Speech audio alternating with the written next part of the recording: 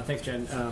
Looking ahead to that trip to back end, with Russian President Vladimir Putin, he had some comments today where he was suggesting that he was not expecting any concrete breakthroughs. I was hoping you describe what the president hopes to get out of that meeting, and is the president going to commit to raising issues like the imprisonment of Navalny, the imprisonment of American citizens in Russia directly with President Putin face to face? Well, first I would say that the president never holds back in raising human rights issues, the detainment of activists with the Russian president, and certainly as our readout made clear when he spoke with him directly, he didn't hold back in that conversation. I don't expect he will when they meet in 2 weeks at the summit. In terms of the focus of the summit, I think we'll have more to preview on Monday, but as I've noted in here previously, I think the president expects to raise a number of issues, including Ukraine and what we've seen as aggressive behavior at the border by the Russians.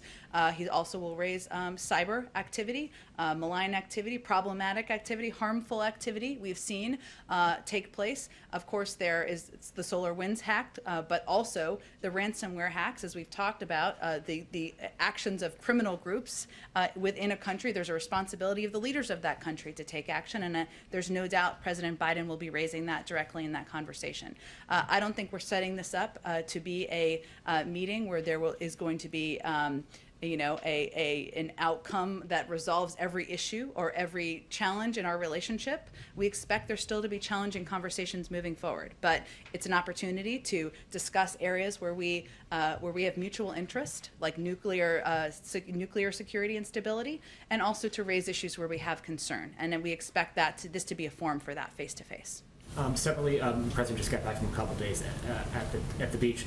Heading into the summer travel season, should we expect to hear from the president encouraging Americans to travel, particularly domestically, as a way to stimulate the economy, to spend their money here at home? Is sort of as the pandemic seems to be waning and travel does seem to be picking up, is there going to be a pivot on the part of the president going forward to encourage Americans to sort of get out there and spend their money?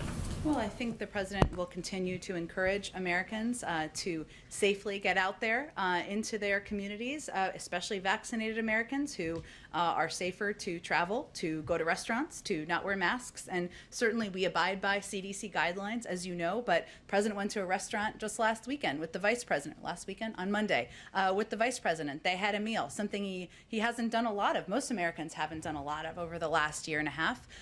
So certainly he will lead by action and continue to encourage Americans to take advantage of the benefits of being vaccinated, and for those who are not vaccinated, to get a shot so they can take advantage of those benefits themselves.